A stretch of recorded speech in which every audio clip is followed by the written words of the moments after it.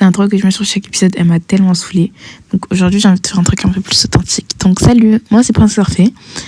Ici, c'est un podcast entre copines. Il n'y a que des filles qui écoutent ça.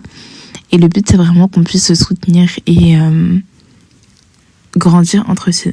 Si jamais tu en as envie, tu peux rejoindre un groupe chrétien que j'ai créé.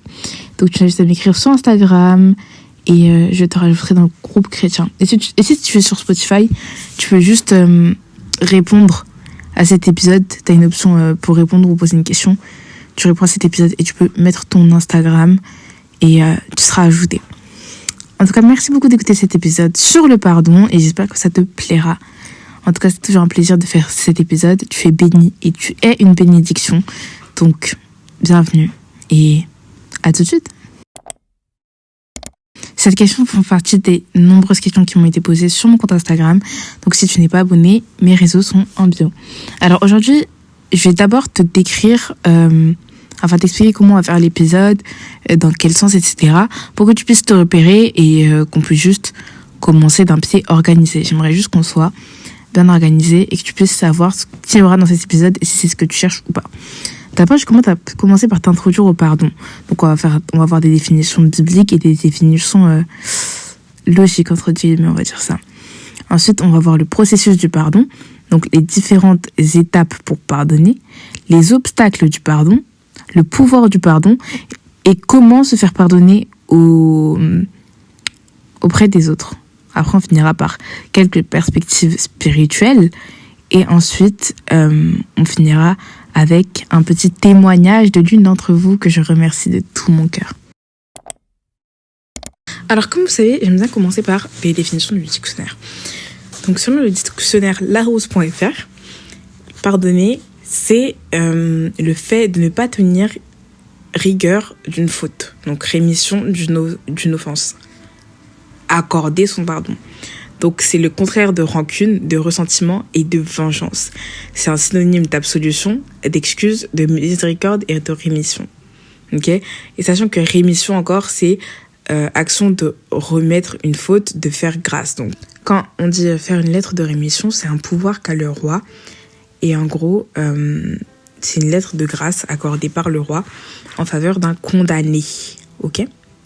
Donc, comme j'ai bien envie de dire, maintenant qu'on a la définition de notre monde face au pardon, on va prendre la définition de la Bible. Donc pour ça, je vais commencer par définir où je vais me baser pour cet épisode. Donc je me base sur Éphésiens 4, verset 32. « Soyez bons les uns pour les autres, ayez un cœur plein de tendresse, pardonnez-vous les péchés les uns des autres, comme Dieu vous a pardonné dans le Christ. » Encore, on peut encore lire, ça c'était la version PDF, mais on peut encore lire la version LSJ que j'aime beaucoup aussi.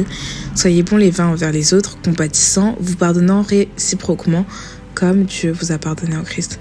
Donc là, c'est vous pardonnant réciproquement. Ça veut dire que toi, tu dois pardonner ce qu'on t'a fait et tu dois faire en sorte que les autres te pardonnent ce que toi tu fais. À présent, on va se concentrer sur le processus du pardon. Donc le processus du pardon, il est quand même assez complexe parce que en gros, tu dois pardonner, ok ? Donc déjà, tu dois savoir que ça t'a blessé. Tu dois reconnaître qu'il y a une blessure en toi. Et ça, c'est dur parce que souvent, quand quelqu'un nous fait quelque chose, on dit « Ah, moi, ça m'a pas blessé. De toute façon, je m'en fous. » Mais tu t'en fous pas. Ça t'a blessé. T'as envie de pleurer là. Ça fait 3 jours que je te vois. T'as envie de quoi ? S'il te plaît, dis que ça t'a blessé. Après, il faut donc accepter les émotions. Donc accepter d'être triste. Accepter de se sentir trahi, etc. Mais vraiment l'accepter et dire oui, c'est vrai, ça me blesse, ça me fait mal. Et seulement après, tu devras prendre la décision consciente de pardonner. Comme j'ai dit, pardonner, c'est le fait de ne pas tenir rigueur d'une faute. Donc ça veut dire que tu décides à partir de maintenant de ne plus tenir compte à cette personne pour la faute qu'elle t'a fait. Parce que je tiens à dire que, vous voyez, il y a cette phrase pardonner mais pas oublier. Moi, je serais oui mais non. Si je t'ai pardonné, je prends en compte ce que tu as fait, mais non pas pour te traiter en fonction, mais dans la perception que j'ai de toi. Parce que tout ce que je vois que tu fais, ça m'aide à avoir une perception de qui tu es. Assez logique. Mais le fait de prendre ce qu'une personne a fait dans le passé et de dire « Ouais, j'ai pas oublié quand tu m'as fait ça, etc. » Ça veut dire que t'as pas pardonné.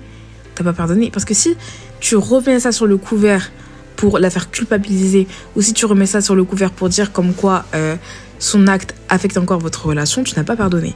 Par contre, moi, je suis bien d'accord qu'il ne faut pas oublier ce qu'une personne a fait parce que, tout simplement, ça fait en fait qui elle est. On est obligé de prendre toujours en compte tous les actes et tous les mots d'une personne pour savoir qui elle est vraiment.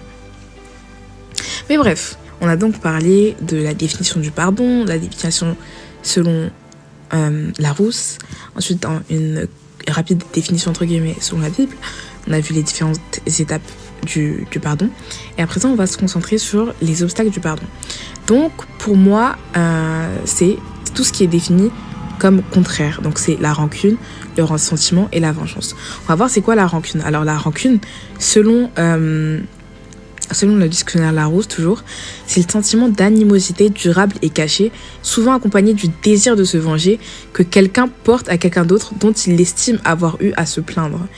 Donc, c'est quand une personne te fait du mal et que tu vas avoir envie de soit lui rendre le mal, soit tu vas juste avoir mal, tu vas juste prendre ton mal et le ressasser, ruminer en fait cette douleur.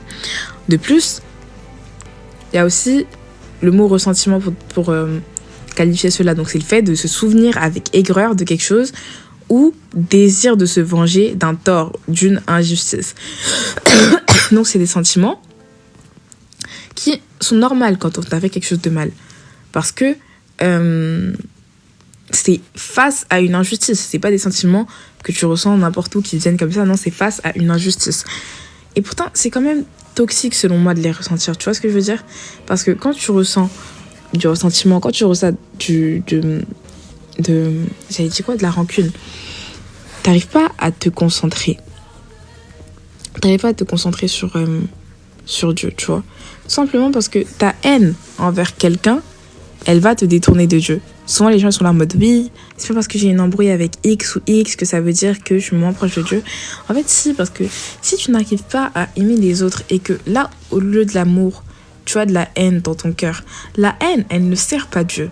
Mais si elle ne sert pas Dieu, elle sert qui? Exactement. Et la Bible dit qu'on ne peut pas servir de maître. Donc, quand tu as de la haine dans ton cœur, tu es en train d'inconsciemment servir des forces qui ne sont pas celles de Dieu. Ensuite, on va continuer. Oula. On va continuer. Donc, il y a aussi la peur de la vulnérabilité. Souvent, on peut penser qu'on n'ose pas accepter le pardon d'une personne parce que sinon, ça ferait de nous des personnes faibles. Parce que cette personne, elle t'a fait ça. Donc, forcément, vu que t'es pas une personne faible, faut que soit tu réagisses, soit faut que t'arrêtes de lui parler, soit que faut que je sais pas quoi. Alors, tu peux juste oublier, tu vois. Mais on a une genre de fierté qui est venue dans notre génération comme quoi il faudrait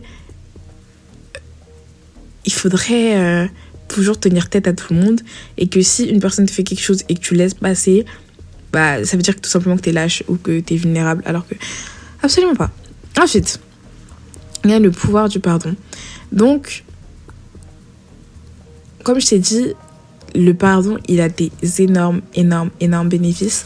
Mais ça, c'est pas à moi de te l'expliquer et on en parlera à la fin. J'aimerais juste te dire que ça aide l'âme à être en paix. C'est important de savoir pardonner les autres, de savoir se pardonner à soi aussi. Parce que si tu ne sais pas te pardonner à toi, c'est mort en fait. Si tu ne sais pas te pardonner à toi, c'est mort. Et ça, j'en ferai un épisode sur la culpabilisation. Et si ça t'intéresse vraiment, je t'invite à aller voir mon épisode qui s'appelle « Le mensonge de Satan ». Et juste pour cette partie-là où j'avais dit le pouvoir du pardon, désolée. Je vais l'agrémenter d'un petit verset de la Bible. Parce que je pense que c'est super important de toujours tout appuyer sur la parole de Dieu.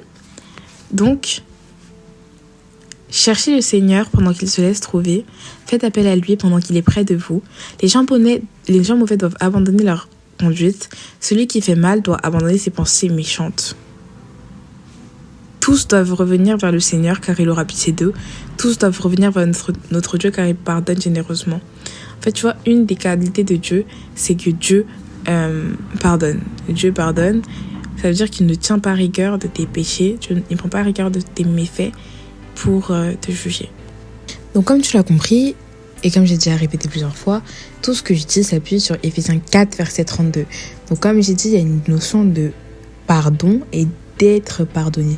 Pour être pardonné, je pense que le meilleur moyen, c'est d'être honnête. C'est de montrer à la personne qu'on est vraiment désolé, de lui dire ce qu'on ressent et de lui expliquer le pourquoi, du comment. Et ne pas essayer de jouer un double jeu, ne pas essayer d'être dans la manipulation. Vraiment être juste honnête. Parce que quand on parle avec un Dieu, avec un cœur honnête, Dieu nous entend et nous pardonne. Donc quand on parle à un humain avec un cœur honnête, ça devrait être exactement la même chose. Alors ça peut directement être difficile parce que selon la personne et selon le tort que tu lui as causé, c'est difficile de se faire pardonner. Mais n'oublie pas de prier et demander à Dieu d'ouvrir le cœur de cette personne à tes excuses. Et toi aussi, sache si tu es vraiment désolé ou si tu fais ça pour nettoyer ta propre conscience.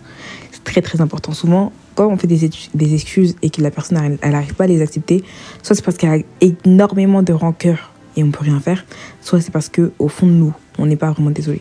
Genre dès le moment où tu t'excuses, mais que tu sais pas pourquoi tu t'excuses, genre tu sais que t'as blessé la personne, mais toi-même tu comprends pas, c'est que elle a pas aimé tes excuses. Bref.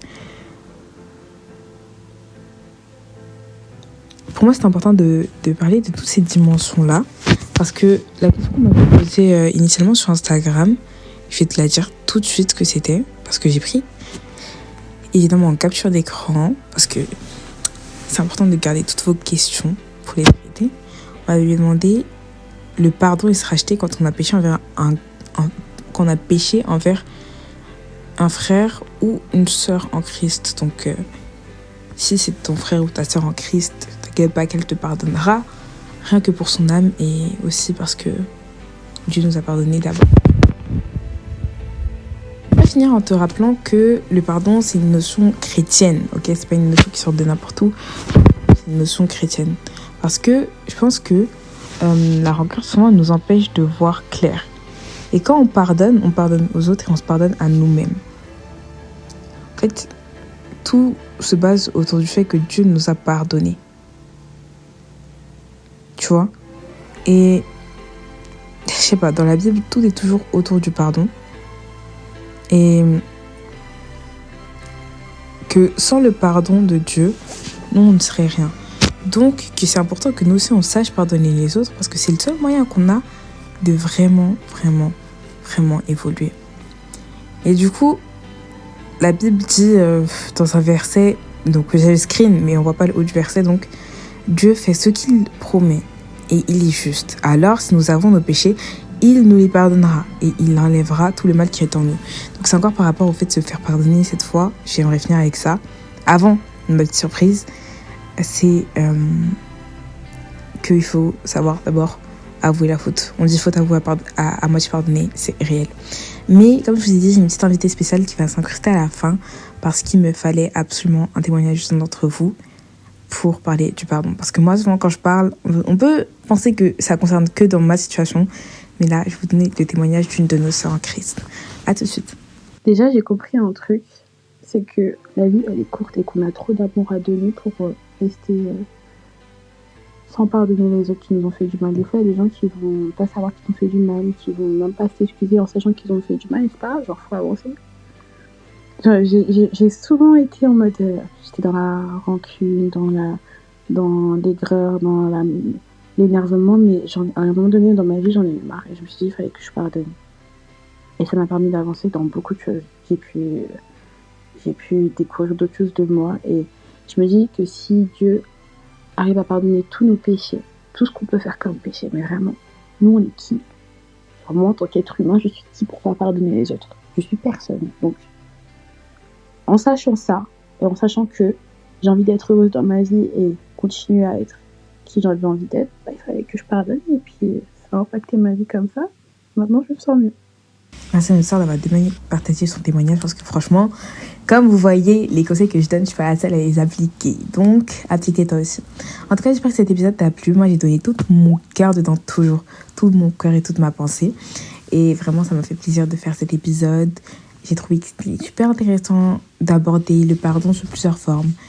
Et en tout cas, on se retrouve très très vite pour un nouvel épisode. Tu es béni et tu es une bénédiction. N'hésite pas à aller faire un tour sur mes réseaux sociaux. Et à très bientôt. Bisous, bisous.